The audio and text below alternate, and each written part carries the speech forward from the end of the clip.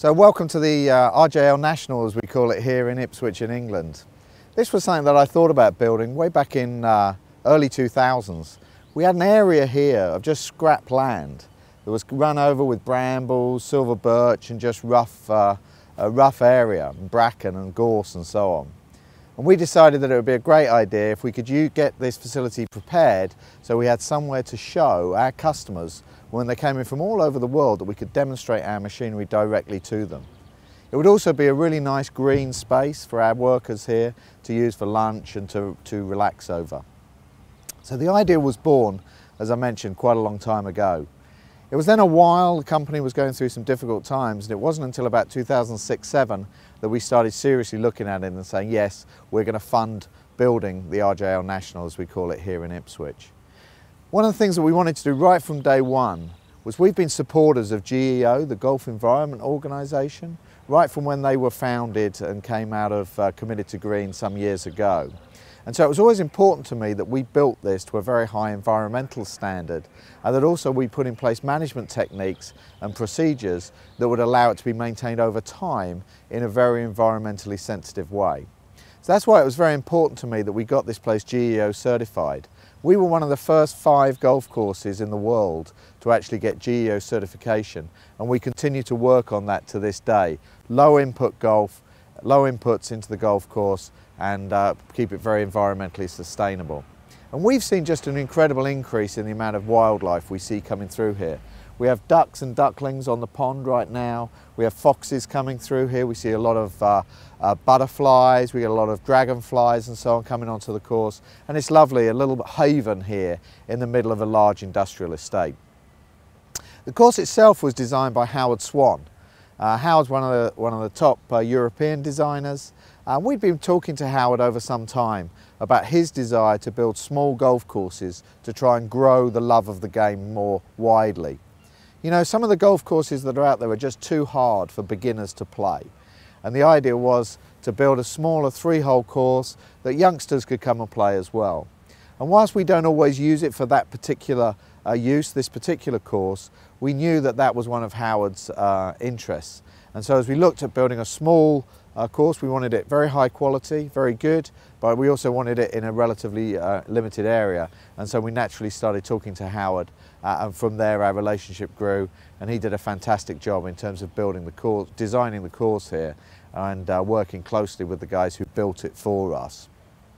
So it's been a wonderful success. I have to say I find it personally a challenging course to play. Whilst it's only 3 holes and the longest is only just over 100 yards, particularly the 3rd hole, which comes up over a spit of water, is a very, very difficult hole to actually hold the ball on as you play onto it. My best round here, par is 9, my best round is 11.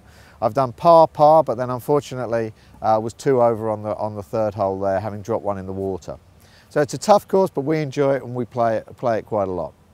We have customers coming from all over the world. We have a world-class facility here in Ipswich, where we build a lot of Jacobsen machinery and Ransomes machinery right here in Europe. And so we have people visiting us. Thousands of visitors a year come through here. And I always think that whilst they enjoy looking around the factory, they look at the world-class aftercare support system that we've built here as well, I always think that the one thing they will always remember is playing golf in the middle of an industrial estate. I think you're going to get a chance in this video to look around at the golf course here. I hope you enjoy it as much as we do. Thank you. Hello and welcome to the RJ National. My name is Matthew Brun and I'm the greenkeeper here for Ransomes Jacobsen. I've been greenkeeping now for roughly about 6 years, where I've worked throughout the UK and also Holland. So I'm going to talk to you today about the RJ National. The RJ National consists of 3 small par 3 golf holes and also a football pitch, which doubles as our noise test area for all of our machinery. The RJ National was constructed at the end of October 2008, where before where I was standing was just wasteland and also a car park, so it's been a bit of an improvement. During construction of the RJ National, the only topsoil that was brought in was that for the greens, which are all USGA spec. The rest of the top dressing, for the tees, the mounds and any other undulations that you see in the RJ National, was all taken from on site when we were constructing the pond. The great thing about the RJ National is each tee and each green has an individual and different seed mix. So it's really great for us because we get to see how our machinery reacts throughout the year with the different seed mixes and what the best settings we can give you for the machinery to get the best results. Over the next few months, I'm going to be taking you through all of the programs and the practices that we put into place here at the RJ National to try and maintain the best quality turf.